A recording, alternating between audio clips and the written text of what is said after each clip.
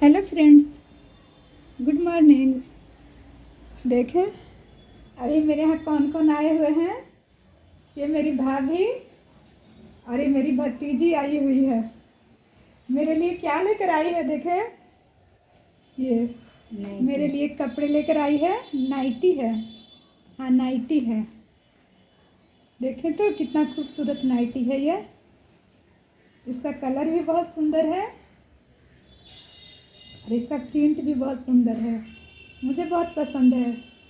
और पता है ये किस चीज़ की गिफ्ट है? ये रक्षाबंधन की गिफ्ट है। मुझे बहुत पसंद है। भैया ने भेजा है, भाभी बता रही थी।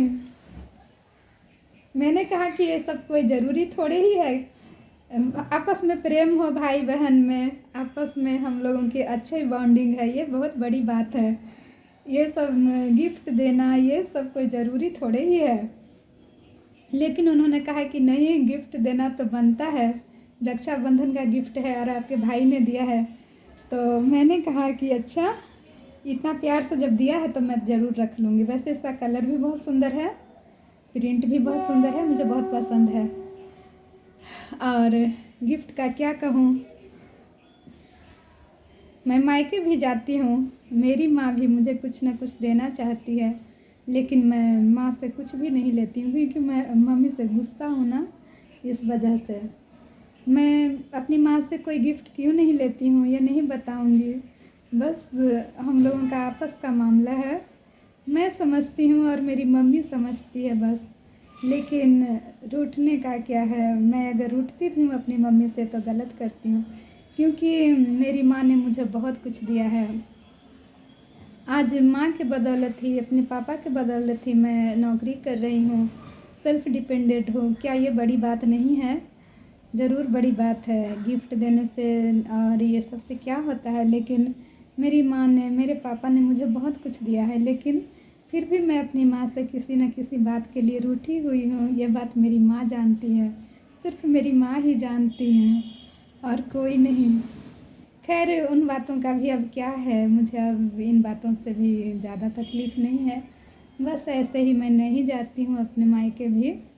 पहले जब मैं उधर रहती थी तब जाती थी, इधर आ गई हूँ तो नहीं जाती हूँ। और इधर देखें, इधर नदी में कितना पानी बढ़ गया है। देखें सामने, सामने जो ब्रिज है ना, वहाँ बहुत ज़्यादा पानी बढ़ गया है, देख सकते हैं। और अभी तो पानी बढ़ते ही जा रहा है लगातार। गाड़ी आ रही है उधर से, देखें गाड़ी की आवाज़ आ रही है। और आज आप मुझे नया लुक में देख रहे हैं। मैं क्या पहनी हुई हूँ, जीन्स टॉप पहनी हुई हूँ। हाँ, मैं कभी कभी जीन्स टॉप भी पहनती हूँ। और ये जो मेरा जीन्स है ना, बहुत ही पुराना है, लगभग 25 साल तो हो ही गए होंगे। बहुत ही पुराना ये जीन्स टॉप है मेरा। मैंने बहुत शौक से ख़रीदा था इसको, और ससुराल में थी ना तब नहीं पहनती थी, क्योंकि वहाँ सूट पहनने की तो इजाज़त थी ही नहीं, तो जीन्स टॉप कैसे पहनती। तो इस समय ऐसे ही बॉक्स में रखे रहती थी। और अब मन करता है पहनने का तो पहनती हूँ कभी कभी।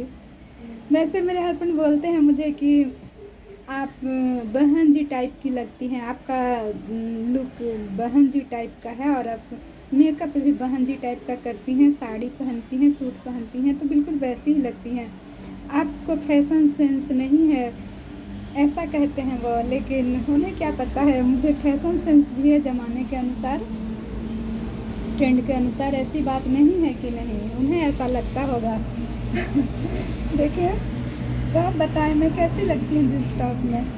मेरे पास अभी गाड़ी आ रही है, पटना की तरफ गाड़ी जा रही है अभी। मेरे पास जीन्स टॉप भी है और इसका सेट जीन्स का जूता भी है मेरे पास, लेकिन अभी जूता गंदा पड़ा हुआ है, तो मैं जूता नहीं पहनी हुई हूँ। जब बाहर निकलती हूँ तो जूते पहनती हूँ। अभी तो घर के अंदर हूँ, इसलिए ऐसे ही हूँ। देखें मेरा ये डेनिम का जीन्स है।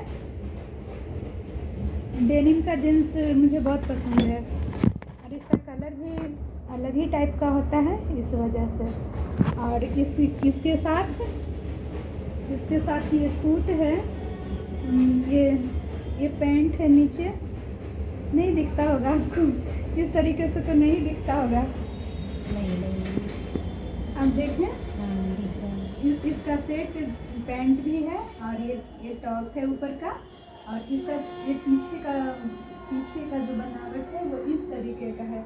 आजकल की लड़कियां हैं ना जो जींस पहनती हैं तो मुझे नहीं पसंद आता है, क्योंकि उनका पेट दिखते रहता है, और स्लीवलेस भी पहनती हैं कोई कोई और पेट दिखते रहता है उस पर भी। ये सब मुझे बिल्कुल अच्छा नहीं लगता, या फिर उनका टॉप छोटा होता है तो सब कुछ अजीब सा लगता है देखने में, इसलिए मुझे वो नहीं पसंद है वैसा डिज़ाइन। मुझे तो ऐसा ही डिज़ाइन पसंद है। इसके टॉप भी लंबे हैं देखें, और ये फुल आस्तीन है इसका पैरेलल, और एक कॉलर वाला है, तो ये हमको अच्छा लग रहा है इसीलिए मैं पहनी हूँ। अच्छा, तो आप बताएं कैसी लग रही हूँ मैं। मेरे हस्बैंड कहते हैं कि आप बहन जी टाइप की लगती हो। क्या मैं सचमुच में बहन जी टाइप की लगती हूँ, आप बताएं। वो कहते हैं कि आपको फैशन के बारे में कुछ पता है क्या। ऐसी बात नहीं है, मैं सारा फैशन सेंस है मेरे पास, ऐसी बात नहीं है। मुझे टाइम नहीं मिलता है खुद पे ध्यान देने का, और इधर कुछ महीनों से तो मैं इतना ज़्यादा परेशान रही हूँ कि खुद पर टाइम ही नहीं दिया है, खुद के लिए कुछ नहीं सोचा है। मेरे चेहरे में भी काफ़ी दाग धब्बे हो गए हैं, मैं खुद पे भी ध्यान नहीं दे रही हूँ इधर, लेकिन अब सोचती हूँ कि अब मुझे ध्यान देना है खुद पर भी, क्योंकि मुझे खुद के लिए कुछ सोचना है, करना है।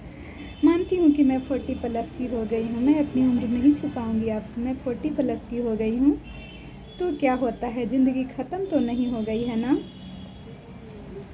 देने वालों ने मुझे सिर्फ दुख दिया है, तकलीफ़ दिया है, मेरी ज़िंदगी को अजाब बना दिया है, लेकिन मैं खुद के लिए जीती हूँ, खुश रहती हूँ। अपने पापा के लिए खुश रहना है मुझे।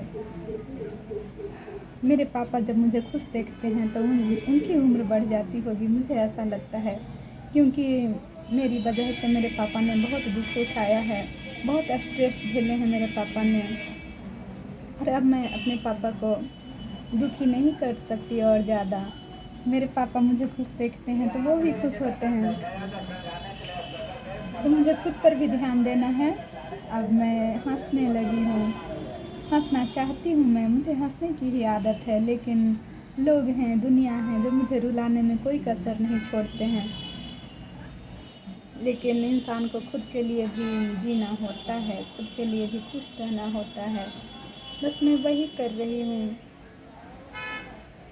मैं ऐसी हूँ ना कि मैं ज़्यादा देर तक उदास नहीं रह सकती, ज़्यादा देर तक मैं इस तरह से नहीं रह सकती। मैं खुश रहने का कोई ना कोई बहाना ढूंढ ही लेती हूँ। बस यूँ समझ लें कि एक कोशिश है हमारी खुद को खुश रखने का, व्यस्त रखने का, और क्या, बस यही समझें। अच्छा, तो मैं चलती हूँ, अब कुछ देर में टाइम हो जाएगा, मैं बाहर निकलूँगी। आज किसी ख़ास काम से मुझे बाहर निकलना है, तो इस वजह से मैं अब कुछ देर में निकलूँगी। फिर मिलती हूँ अगली वीडियो में, बाय।